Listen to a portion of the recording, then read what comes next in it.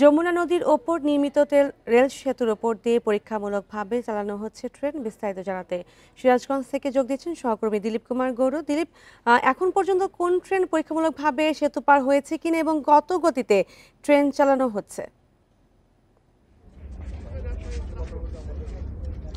আমি আপনাকে জানাতে চাই যে যমুনার উপর নির্মিত যমুনা রেলওয়ে সেতু দিয়ে আজকে কিন্তু পরীক্ষামূলকভাবে যে সর্বোচ্চ গতি দিয়ে এই সেতু দিয়ে ট্রেন চলাচল করবে সেটি আসলে পরীক্ষা করা হয়েছে। আমরা এখানে যারা এই পরীক্ষা নিরীক্ষার দায়িত্ব আছে তাদেরকে সাথে কথা বলেছি, তারা জানিয়েছেন যে সর্বশেষ গত মাসে সর্বোচ্চ 40 কিলোমিটার বেগে এখান থেকে ট্রেন চলাচল করেছিল। আজকে কিন্তু সেখান থেকে আবার শুরু করেছে।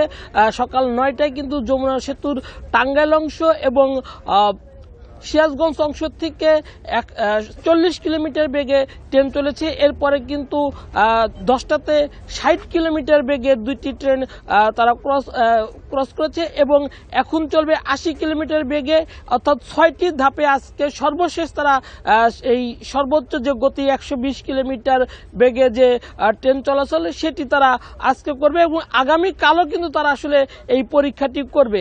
আপনারা জানেন যে যমুনা সেতুর 300 মিটার উজানে জাপান এবং বাংলাদেশের যৌথ অর্থায়নে এই কাজটি বাস্তবায়ন করেছে জাইকা এবং যমুনা রেলওয়ে সেতু। এই সেতুতে ডুয়েল গেজ এবং ডাবল ট্রেকারের রেলওয়ে, অর্থাৎ এখানে একসাথে সেতুর উপর দিয়ে দুইটি ট্রেন চলাচল করতে পারবে এবং সর্বোচ্চ 120 কিলোমিটার গতিতে এই ট্রেন চলবে। এখানে সকাল থেকে কিন্তু আমরা দেখেছি যে রেলওয়ে যারা এই সেতু নির্মাণের সাথে জড়িত ছিল, বিভিন্ন প্রকৌশলী এবং রেলওয়ে বিভাগের লোক এবং এই ঠিকাদারি প্রতিষ্ঠানের লোকজন, তারা কিন্তু এখানে আছে এবং তারা কিন্তু আসলে প্রতিটি জিনিস তারা পর্যবেক্ষণ করছে, অর্থাৎ এখানে কোনো ত্রুটি আছে কিনা সর্বোচ্চ 120 কিলোমিটার গতিতে চলার জন্য সেই ত্রুটিগুলো আসলে তারা আজকে নির্ধারণ করবে এবং সেটি যদি কোনো ত্রুটি থাকে সেগুলো সঠিক সংস্কার করে আগামীকাল আবার সকাল থেকে। দিলীপ, আমি আরেকটা জিনিস জানতে চাচ্ছি যে এই সেতুতে ট্রেন চলাচল আনুষ্ঠানিক উদ্বোধন কবে হতে পারে?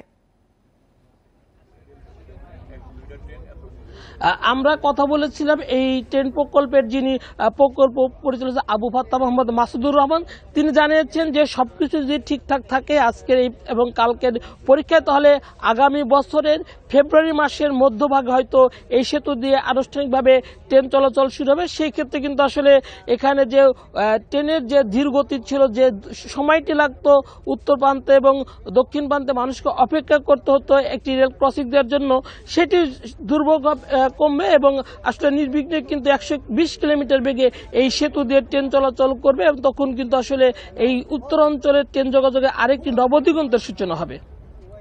জি, সিরাজগঞ্জ থেকে যুক্ত হয়েছিলেন সহকর্মী দিলীপ কুমার গৌর।